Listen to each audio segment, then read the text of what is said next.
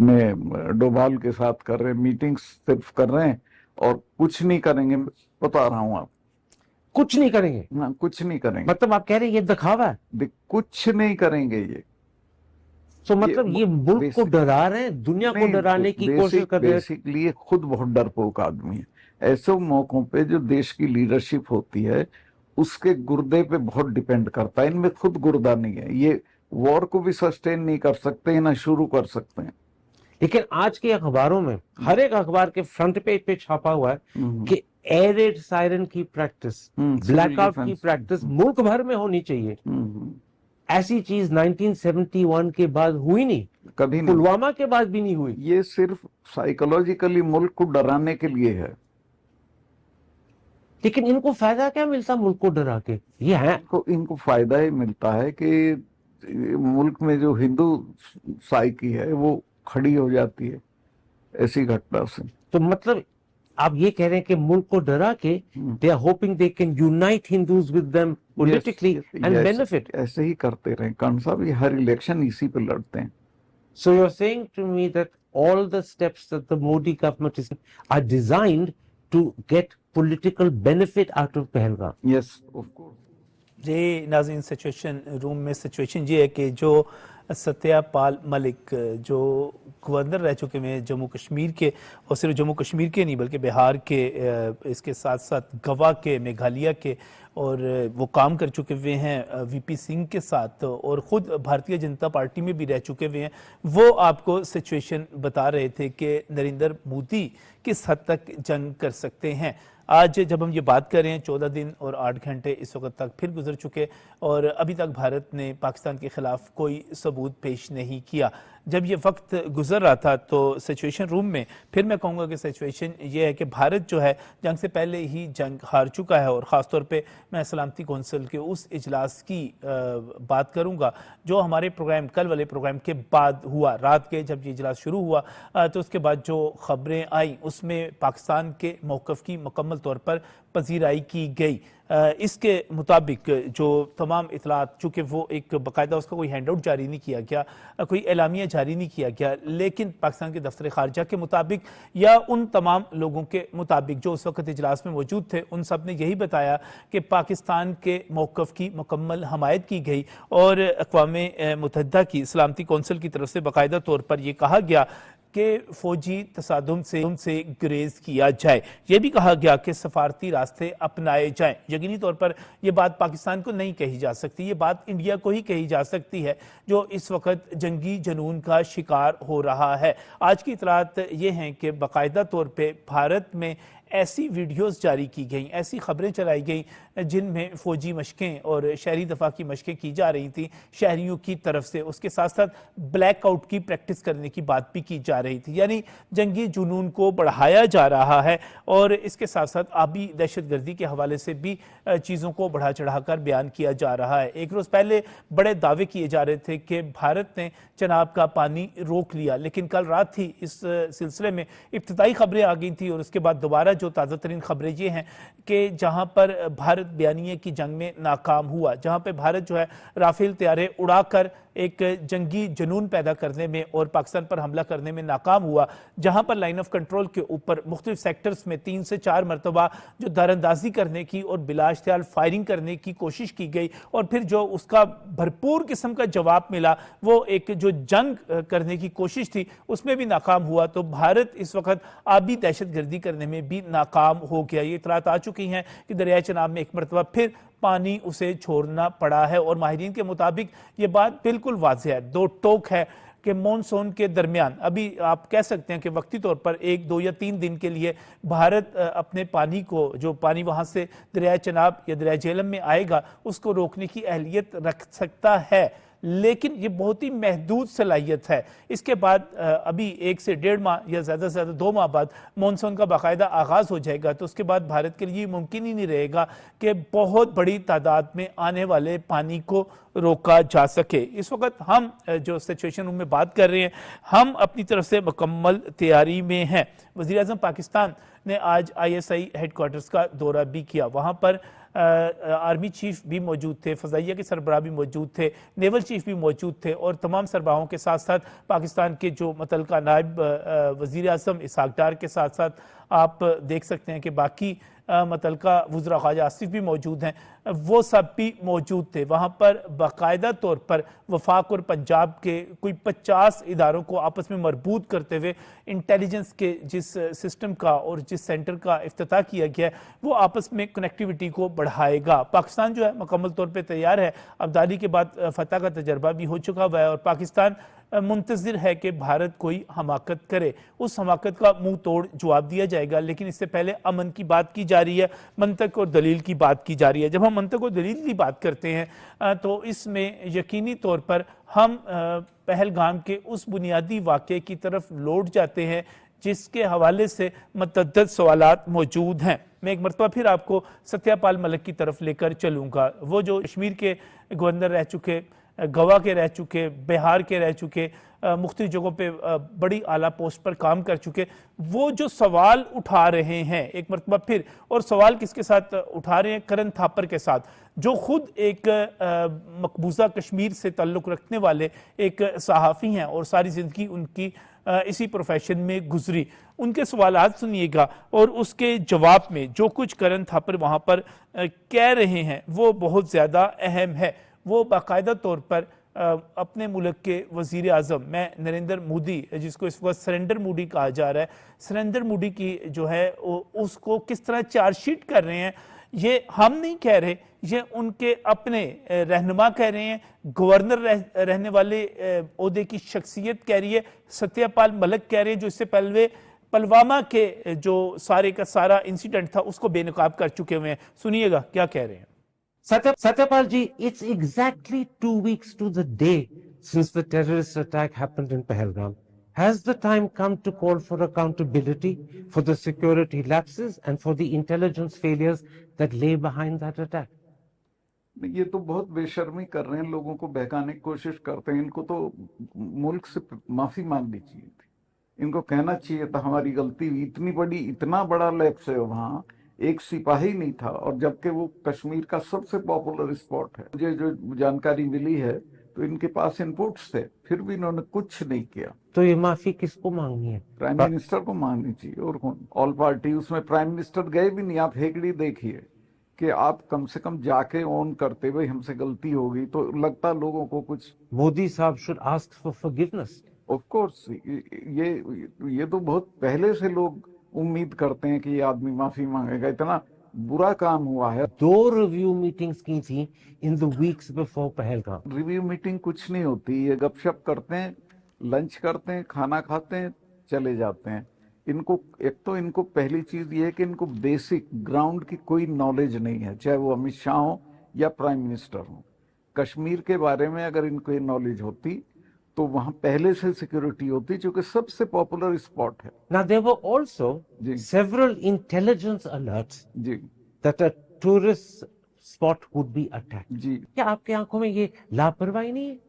लापरवाही नहीं है तो ग्रॉस नेग्लिजेंस है। कम से कम अगर वहां 2 सिपाही भी होते तो हमला नहीं होता, कुछ नहीं था वहां दूर दूर तक।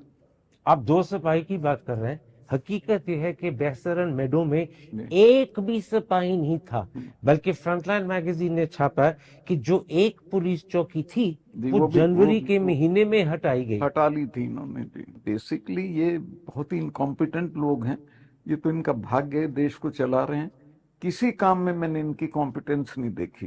Should the lieutenant governor who acts on behalf of Delhi accept responsibility and resign? He should have resigned immediately. But you do believe the governor should have accepted responsibility and resigned? He should have.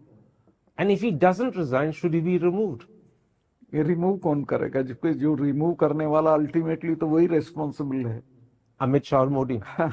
इस घटना के बाद जो meeting हुई, पहली all party meeting, prime minister तो उसमें गए भी नहीं, जवाब नहीं देना चाहते हैं किसी को, जैसे भाड़ में जाओ, हमें कोई मतलब। आपके आंखों में was it a major mistake on the prime minister's part? Of course.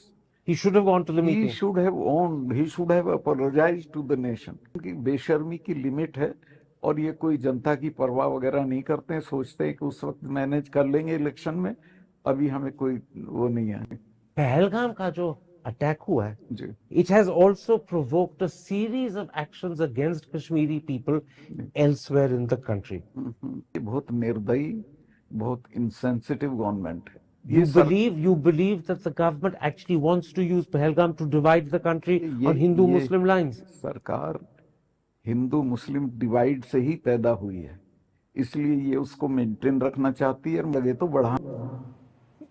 जी नाज़रीन, ये 1 घंटा 9 मिनट का इंटरव्यू था और मेरे पास वक्त होता तो मैं आपको पूरे का पूरा इंटरव्यू सुनवाता। और बहुत बड़ी बात ये हुई कि करण थापर जो कि इस वक्त आप हिंदी कहें उर्दू कहें उसमें ये इंटरव्यू कर रहे थे, जो वो बातें कर रहे हैं बड़ी अहम है। लेकिन एक बुनियादी बात यहाँ पर आ गई, वो कहते हैं कि नरेंद्र मोदी जो है बुनियादी तौर पे एक बुज़दिल आदमी है, वो जंग शुरू नहीं कर सकता, ना वो जंग शुरू कर सकता है, ना वो इसको जारी रख सकता है। लेकिन दूसरी तरफ शहरी दफा की मशकें करवाई जा रही हैं, ब्लैकआउट की बातें की जा रही हैं, ये इंफॉर्मेशन दी जा रही है कि बड़ी तादाद में फौजें और अपने जहाज़ बॉर्डर पर ला रहे हैं।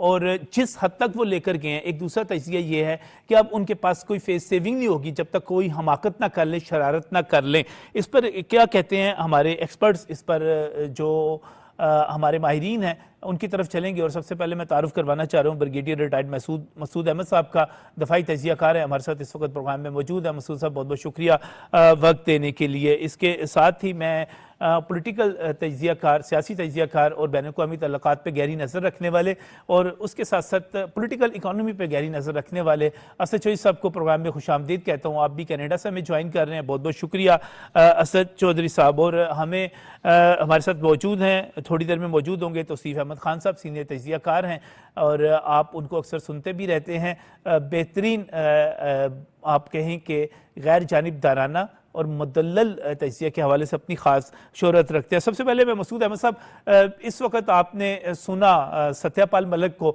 एक तरफ ये कहा जा रहा है कि मोदी एक बुज़दिल आदमी है, वो जंग नहीं शुरू कर सकता, वो एक नाअहल आदमी है, और इसके दूसरी एक जुनून उभारा जा रहा है। और कोई फेस सेविंग, ये कहा जा रहा है कि फेस सेविंग उनको चाहिए होगी, कोई ना कोई ऐसी मिलिट्री स्ट्राइक करेंगे, सर्जिकल स्ट्राइक करेंगे, उसका दावा करेंगे कुछ, ताकि आप पीछे हटने के लिए भी उनको कुछ मिले, क्योंकि उनको मसलसल शिकस्त हो रही है, सलामती कौंसिल में भी हुई। आपका तजिया क्या है? जी हाँ, बहुत शुक्रिया नजम साहब। ये देखें, मेरा ख्याल में सत्यपाल मलिक ने मोदी को, बीजेपी गवर्नमेंट को पुलवामा के बाद भी एक्सपोज किया था और उसमें बड़ी रीजनिंग उनकी थी कि किस तरीके से जो लड़का सुसाइडर था वो वहां पे फ्री गाड़ी चलाता रहा, उसको किसी ने रोका नहीं, तमाम एग्जिट्स जो थे वो ओपन थे, जबकि कानवाई 78 गाड़ियों का कानवाई चल रहा था, 2500 लोग थे। कहते हैं जब मैंने ये क्वेश्चन रेज किया मोदी के सामने, he was given A shut up call, उन्होंने कहा कि आपने इसको डिस्कस नहीं करना। सिमिलरली इस, और उसके बाद उन्होंने कहा था, अब ये राम मंदिर बन रहा था तो उस वक्त भी इनकी ऑब्जर्वेशन थी कि ये Modi is going to create a situation, या मंदिर पे हमला करवाएगा या कोई अपना बीजेपी का लीडर मरवाएगा। उन्होंने कहा था इसकी तमाम पोटेंशियल्स है, पॉलिटिकल माइलेज के लिए ही can go to any extent. अब पहलगाम में जिस तरह वाकया हुआ है वहां पे भी इनका भी यही मानना है कि ये इसके तरफ से सिक्योरिटी लैब्स और फेलियर, इंटेलिजेंस फेलियर थी। लेकिन इसके अलावा देखें कि जो बाकी जो है कि सिचुएशन है कि जिस तरीके से हाइप क्रिएट की गई थी, एक वार हिस्टीरिया अभी तक जो इनके मीडिया में चल रहा है, जिस तरीके से आप उनके मीडिया को तो सुने तो लगता है जैसे जंग बहुत शदीद जारी है। तो अब उनके लिए जिस तरह आपने कहा, अब रिकॉइल करना एक बड़ा मसला बन चुका है और उसके लिए वो फेस सेविंग चाहते हैं। Diplomatically they have fair setbacks मिले हैं, चाहे रशिया है, चाइना है, यूनाइटेड स्टेट्स हैं, और इवन यूनाइटेड सिक्योरिटी काउंसिल में जो डिस्कशन जो इनिशियल हुई है वो भी इनके फेवर में नहीं है।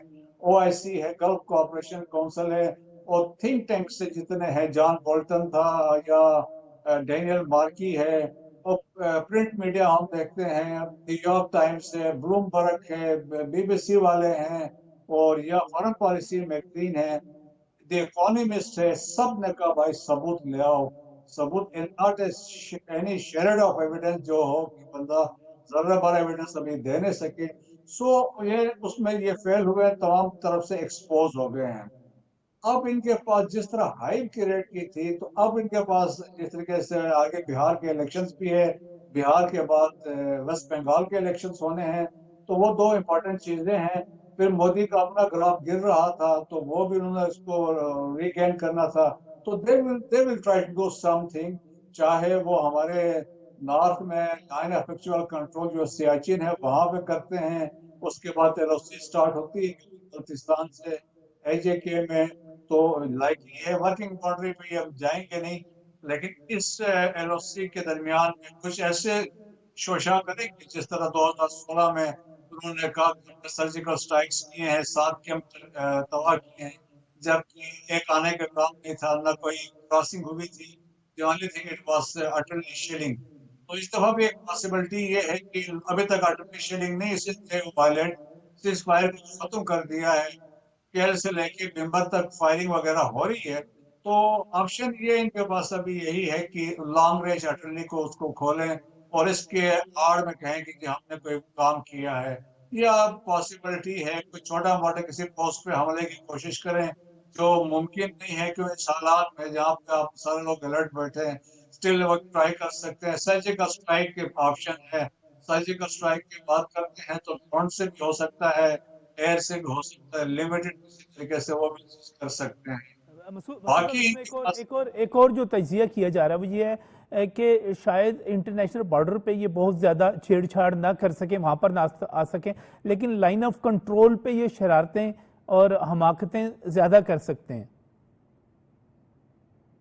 कंट्रोल देखिए, आपके 700 किलोमीटर का लाइन ऑफ कंट्रोल है, जो गिलगित से स्टार्ट होके आपका मराला तक ऑलमोस्ट समझ ले कि तवी रिवर तक का ये इलाका है, जहाँ भिम्बर बनता है, मनावर का इलाका है, यहाँ पे 700 किलोमीटर का जो बॉर्डर है ये एलओसी है। सो इस एरिया के अंदर ये कुछ कर सकते हैं, ड्रामा कर सकते हैं, स्टेज कर सकते हैं।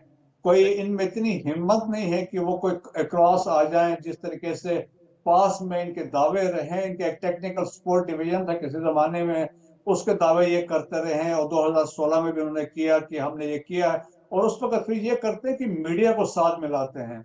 2016 का जो सर्जिकल स्ट्राइक का ड्रामा किया था, उन्होंने उसके बाद ये किया कि एक सो कॉल बंदा था एसपी गुलाम अकबर, उसका इंटरव्यू किया कि एसपी है एजेके का, और उससे ये कंफर्मेशन ले रहे थे कि जी हमले हुए हैं, जबकि वो बंदा उसका ऐसा कोई इंटरव्यू दिया ही नहीं था। तो वो देखे कितना फ्रॉड, ये झूठ करते हैं, तो इस तरीके से ये पब्लिक ओपिनियन को शेप करते हैं। सो इस तरह ड्रामा ये कर सकते हैं, वरना इनकी कोई वो हिम्मत नहीं है। जहाजों ने कोशिश की थी, यहाँ से मैसेज गया, तो हमारे फजाएं में जो हमारी एयरफोर्स है वो भी रेडी है, ग्राउंड में भी ट्रूप्स रेडी है, आपकी नवी तैयारी हालत में, तो इवन वेस्टर्न बॉर्डर्स में भी अलर्ट। सही सही। इस वक्त ये तो भारत जितनी भी करेगा, जो भी करेगा, वो तो वाजिया है कि पाकिस्तान की फौज जो है जवाब देने के लिए तैयार है। जितने भी जगह पर कोशिश की गई उसका जवाब भरपूर तरीके से दिया गया, और वो राफेल तैयारे उड़े हों इंडिया की तरफ से, उनको जैम किया गया हो, या उसके बाद जितनी भी कोशिश की गई हो कि बिला इश्तियाल फायरिंग की गई लाइन ऑफ कंट्रोल के साथ ही सारी जगहों पर, वो सारी अपनी जगह पर। मैं असद साहब एक और चीज़ आपके सामने रखना चाह रहा हूँ कि इस वक्त दोनों ममालिक जो हैं वो आपके सामने मौजूद हैं, दोनों कोशिश कर रहे हैं कि अपनी इकॉनमी को बेहतर करें। ऐसी जब इकॉनमी को बेहतर करने की कोशिश की जा रही है, ऐसे में जंग की धमकियां देना, इंतहा पर ले जाना, इसको आप किस तरह देखते हैं? और खासतौर पर पाकिस्तान की इकॉनमी को आप देखिए, अभी कल परसों खबर आई कि हमने बरामदात में तमाम सेक्टर्स में, तमाम शोबों में, तमाम खित्तों में हम आगे बढ़े, ये एक पॉजिटिव खबर होगी। दूसरा, इस तमाम सूरत हाल के बावजूद जब स्टेट बैंक फैसला करने के लिए बैठा और उसने जब जायजा इजलास किया, उसने शरह सूद 1% कम कर दी। इसका मतलब ये हुआ कि तमाम तर चैलेंजेस के बावजूद हम स्टैंड कर रहे हैं, खड़े हुए हैं। जी बहुत शुक्रिया खान साहब। देखे भारत जो है वो हमारी मुआशी ताकत जो है वो बनना, वो तो उसके लिए कोई अच्छी खबर नहीं है ना, वो काबिल कबूल नहीं है। वो तो यकीनन उसकी राह में जो है वो रोड़े अटकाएगा। पाकिस्तान एक दफाई खतरा है, एक अस्करी खतरा भारत के लिए है, लेकिन जब एक मुआशी खतरा बनेगा तो वो किसी भी सूरत में भारत के लिए काबिल कबूल नहीं है। जब सीपैक अनाउंस हुआ था इस खित्ते के अंदर, तो भारत जो है उसने हर मुमकिन हद तक पाकिस्तान के खिलाफ जो है वो ब्लॉक बनाने की कोशिश की। उसमें हमारे उनको साथ, इसके अलावा ये कि अमेरिका के साथ मिलकर तक गए, क्योंकि वो पाकिस्तान को मुआशी ताकत बनते नहीं देखना चाहते थे, क्योंकि वो उनके लिए काबिल कबूल नहीं है। दोनों चीजों का इकट्ठे होना, मजबूत मईशत का मतलब है कि जो दफाई ताकत है वो मजीद जो है वो मजबूत होगी। तो इसलिए अगर पाकिस्तान की मईशत बेहतर हो रही है तो हम भारत से तो उम्मीद नहीं कर सकते कि वो इसमें खुश होगा या वो इस चीज को वैसे ही चलने देगा। वो तो हर हद तक रोड़े जो है अटकाएगा। मेरा जो इसमें एक जो है वो इस पे होमवर्क भी है और एक थ्योरी भी है कि भारत ने जो जाफर एक्सप्रेस का वाकया जब करवाया था, उसके साथ ही पहलगाम फॉल्स फ्लैग जो है वो अपना पहले से ही प्लान कर लिया था कि ये चीज जो है हम लेटर स्टेज पे करवाएंगे। क्योंकि अभी आप सत्यपाल मलिक की जो है वो इंटरव्यू सुने, तो जो चौकियां थी जहां पे ये पहलगाम में वाकया हुआ है, पुलिस चौकी फरवरी के अंदर खत्म कर दी गई थी जानबूझ के। तो उसके बाद ये कि ये जाफर एक्सप्रेस और उसके बाद ये रद्द अमल के तौर पे पाकिस्तान की तरफ से जो इसको पेश किया जाना था, लेकिन पाकिस्तान ने तारीख में सबसे ज्यादा मजबूत सफारतकारी इस मौके के ऊपर की है। और जो सबसे एक मास्टर स्ट्रोक पाकिस्तान ने खेला है वो ये है कि हर मुल्क का नुमाइंदा या सरबराह ममलिकत जब सामने आता है या फोन करता है तो पाकिस्तान कहता है जी आप इन्वेस्टिगेट कर ले, आप एक तहकीकाती कमीशन का आपका मुल्क हिस्सा बन जाए।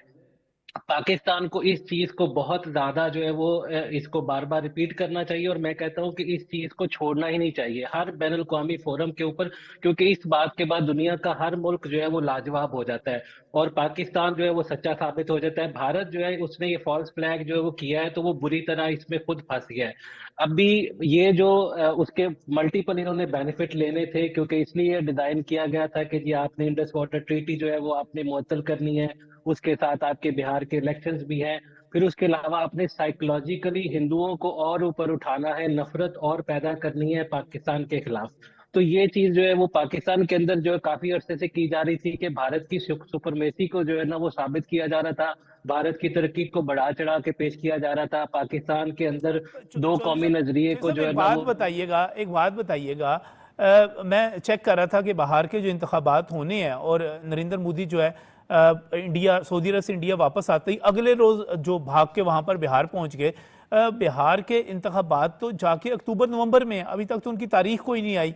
और वहां पर ये नीतीश कुमार को जो है इन्होंने वजीर आला बनाया हुआ, खुद इनकी अपनी कोशिश इनकी ये है कि अगली दफा ये बगैर किसी इत्तेहाद के आ सके। अब मसला ये है कि अक्टूबर, अभी आप अप्रैल मई में एक चीज कर रहे हैं और आप उसका फायदा उठा रहे हैं बिहार में जाके, जिसके इलेक्शन जाके अक्टूबर नवंबर में होने हैं। बड़ा अजीब सा वाहियात सा प्लान नहीं लगता आपको इनका? देखिए, अगर आपने एक माहौल बना दिया, सेंटीमेंट बना दिया, उसके बाद आपने उसके ऊपर जो है वो प्ले करते चले जाना है ना, क्योंकि आपको एक हर कुछ अरसे के बाद हिंदू जो कौम है उसके जज्बात को उभारने के लिए एक इशू चाहिए होता है। और वो इशू इन्होंने उसके साथ ही जाफर एक्सप्रेस के साथ ही इसलिए प्लान किया था कि इनके ऊपर बहुत बड़े सीरियस पाकिस्तान की तरफ से सबूत जो है वो पाकिस्तान को मिल चुके थे जाफर एक्सप्रेस के।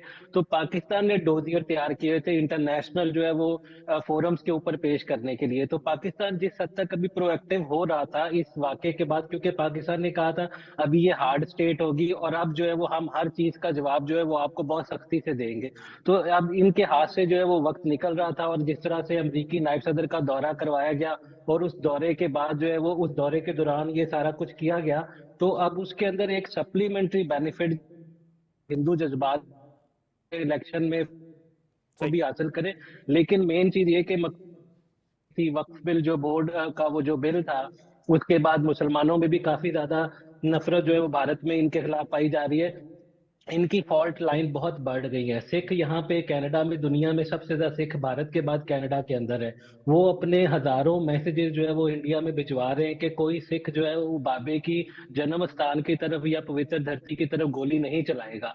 सिख जो है वो इनसे अलग जो है वो कायफ हुए हैं, क्योंकि वो अब समझ गए हैं कि ये मुसलमानों के साथ हमें लड़ाते हैं और मुसलमानों की भारत के बाद, अब उसके भारत के अंदर जो है मुसलमानों के बाद हमारी बारी है।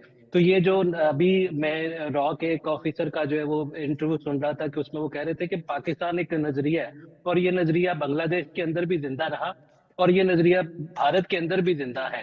तो वो इस नजरिए को जो है ना वो अभी उससे डरे हुए हैं। तो ये इनकी फॉल्ट लाइन भी सामने आ रही है।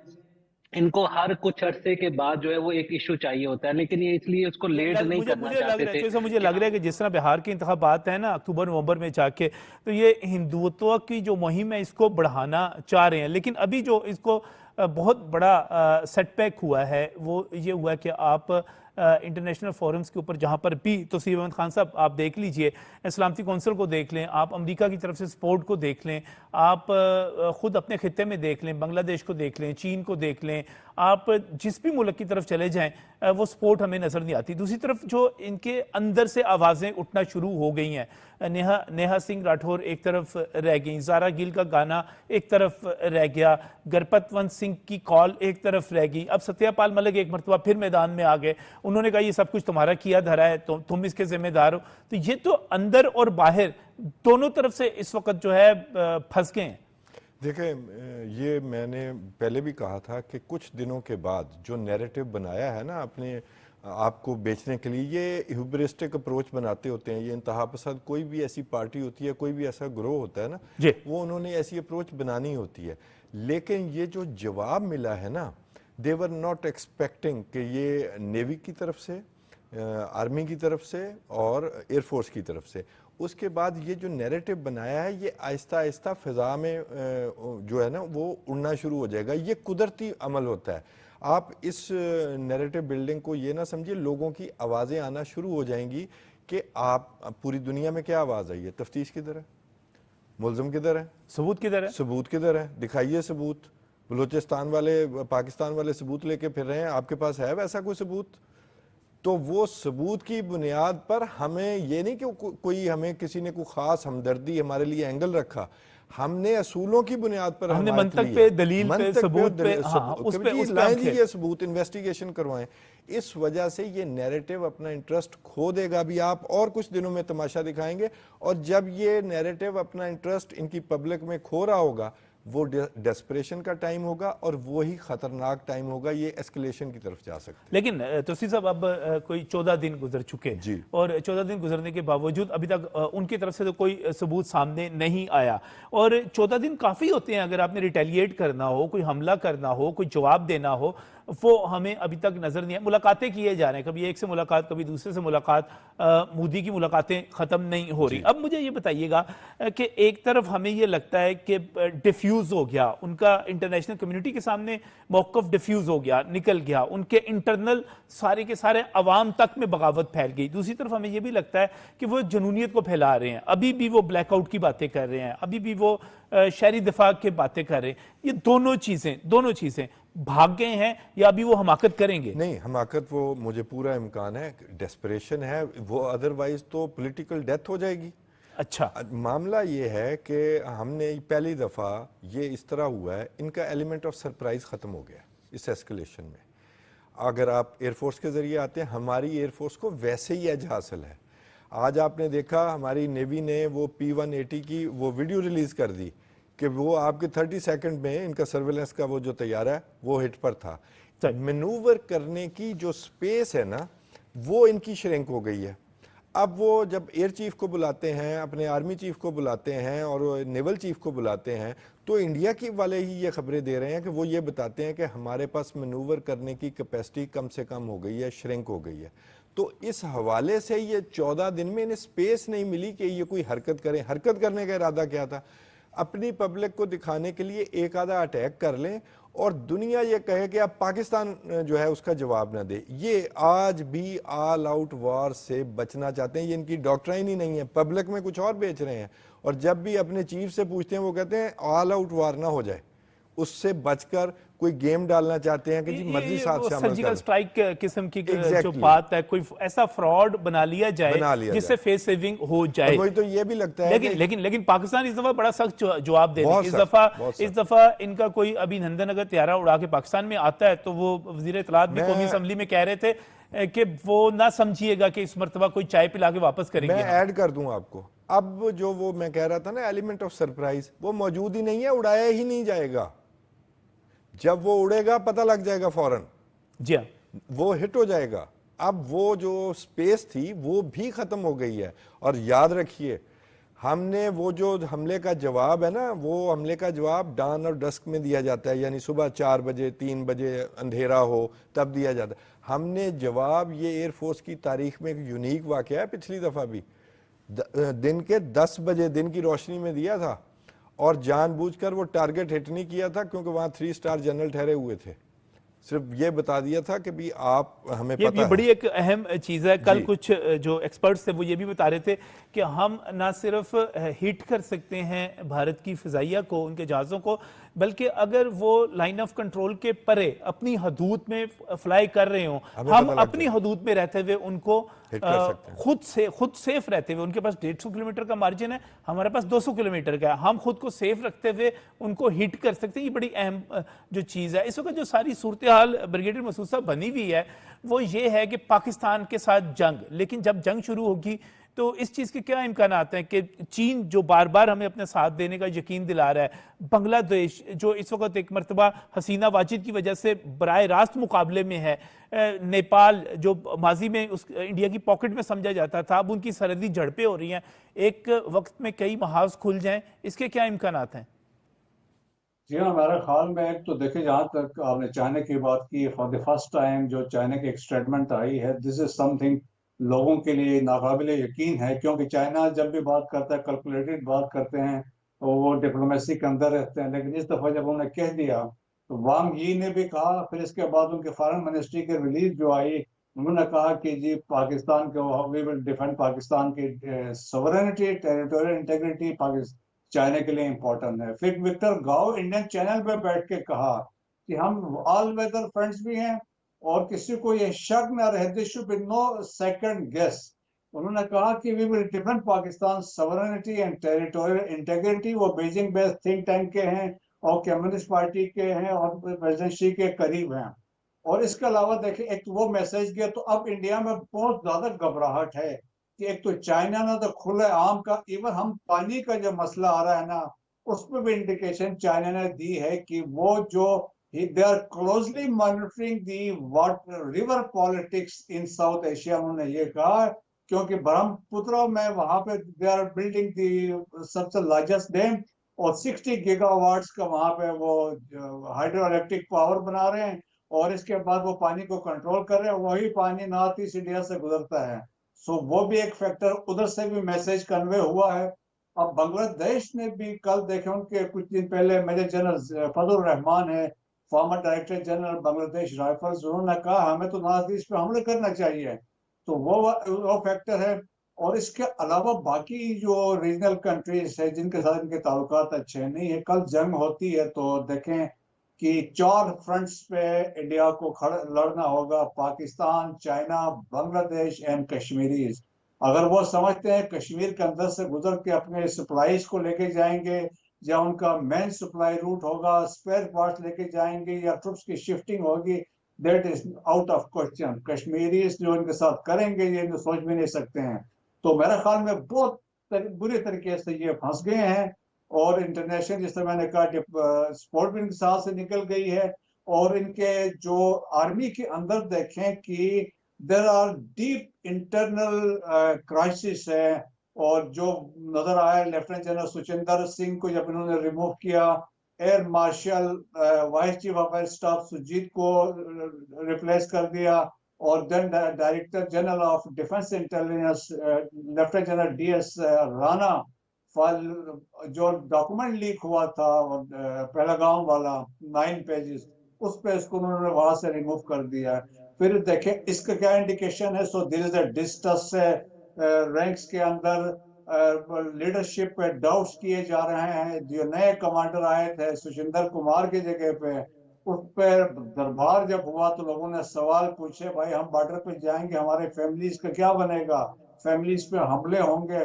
तो वो सूरत हाल है। 185 डेज कंफर्टेबली जो इनके ज़हन में एक जुनून था और एक गरूर था, वो ब्रिगेडियर साहब कि हम बहुत बड़ी फौज हैं और हम जो है बड़क लगा सकते हैं, धमकी दे सकते हैं, वो उस तरह मुमकिन नहीं हुआ। अभी तो आबी दहशतगर्दी की जब हम बात कर रहे हैं, वो भी उस तरह मुमकिन नहीं हो पा रहा। चनाब में पानी रोका और पानी रोकने के बाद इनको फिर कल फिर पानी छोड़ना पड़ा। अभी आगे जाके मानसून में क्या करेंगे, ये एक्सपर्ट्स के साथ हम बाकायदा लंबी चौड़ी बात करेंगे, लेकिन इस महाज पे भी हमारे एक्सपर्ट्स की क्या राय है, तजियाकारों की क्या राय है, इस ब्रेक के बाद।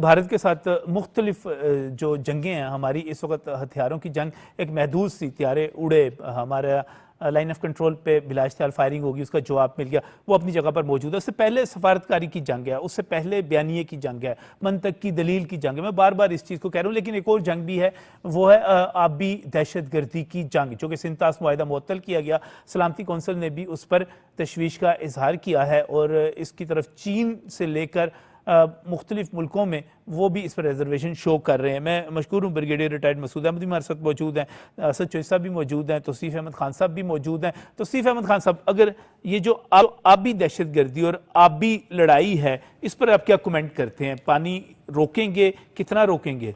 अभी तो रोकने की पोजीशन में नहीं है, कोशिश करके दिखाएंगे, अपनी पब्लिक को ये झूठी सच्ची विजुअल्स भी बना के देंगे कि हमने रोका हुआ है। साथ ये भी ऐलान कर दिया कि 6 कश्मीर के हाइड्रो प्रोजेक्ट्स थे पेंडिंग, वो हम शुरू करेंगे।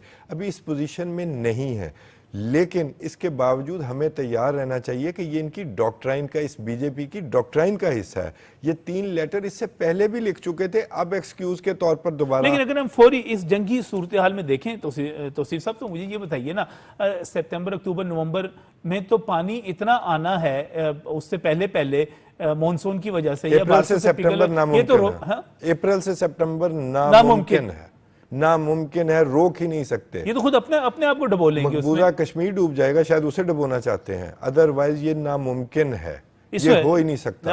और ठीक है, प्रेसिडेंट सेट कर लें, अगर तो वार एस्केलेट हो गई तो फिर बगलियार डैम कैसे बचाएंगे?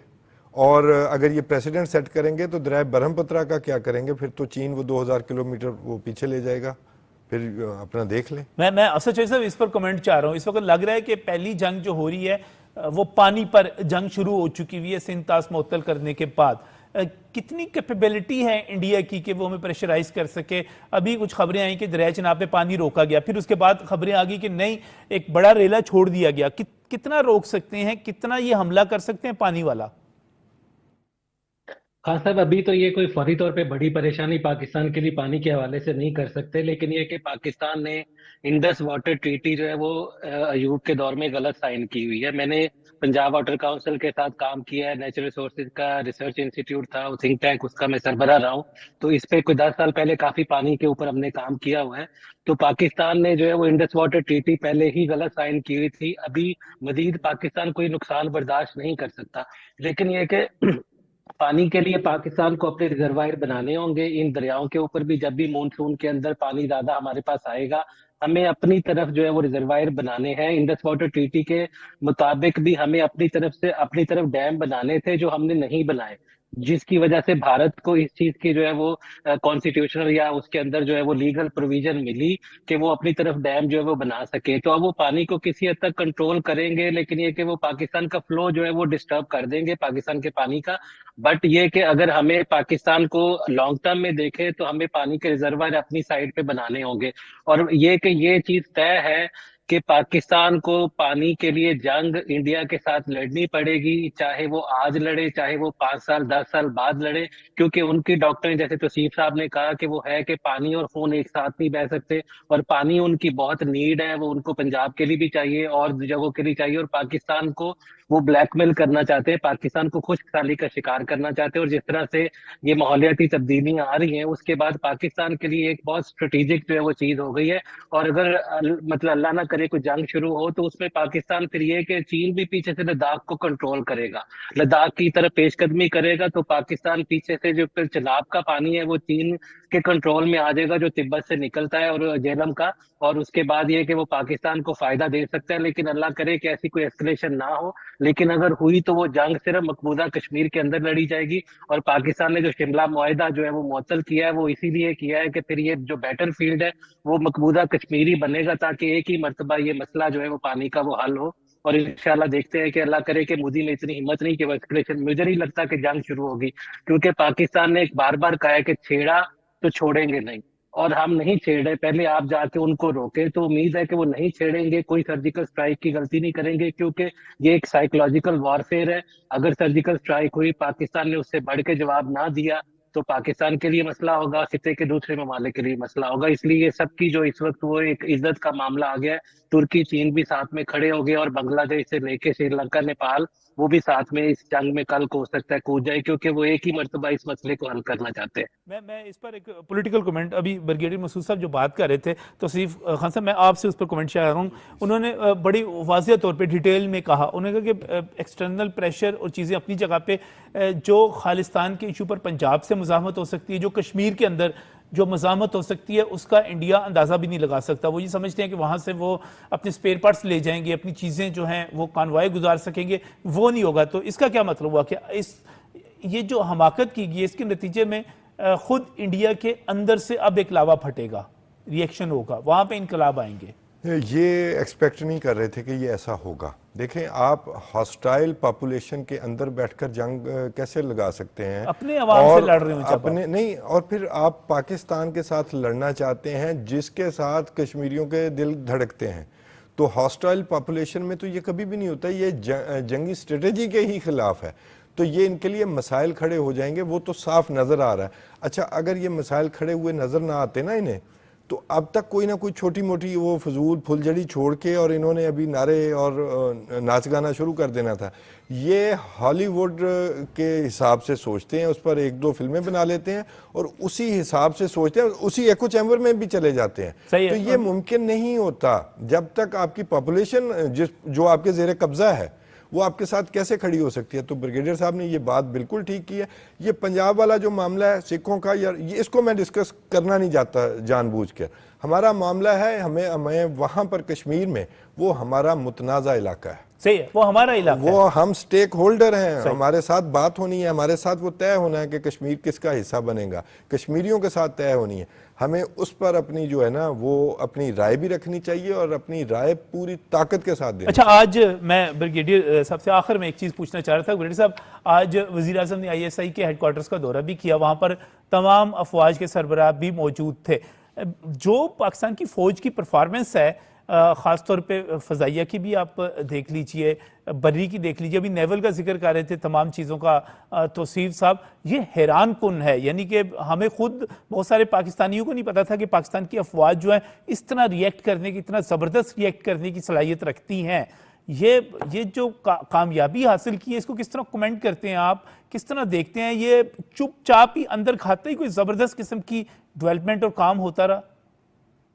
मेरे ख्याल में ये क्रेडिट तीनों सर्विसेज को जाता है, उनके प्रोफेशनलिज्म को जाता है, उनके लीडरशिप को जाता है, गवर्नमेंट ऑफ पाकिस्तान को जाता है।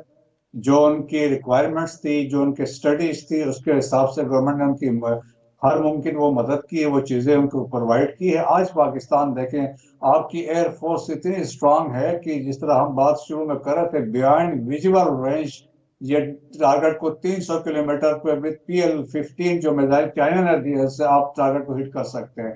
राफेल को आपने कम्युनिकेशन जैम कर दिए थे तो वो भी आपकी है।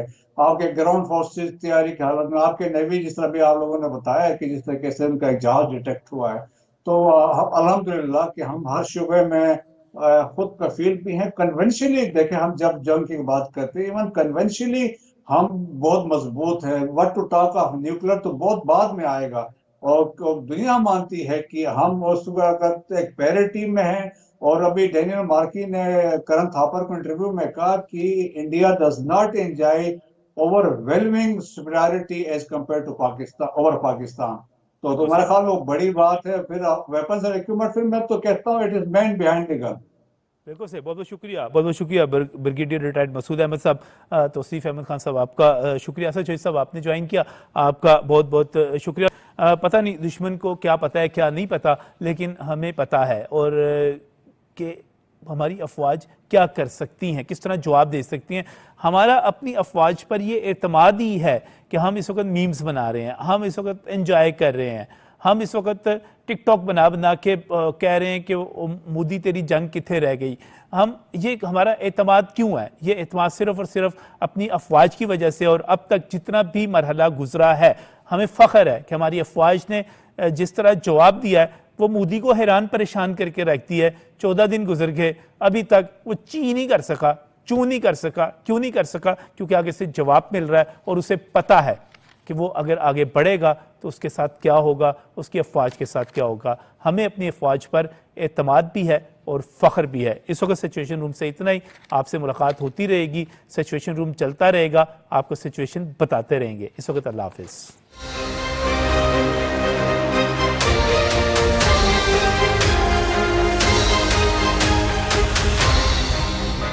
दुरुस्त हर वक्त बर वक्त।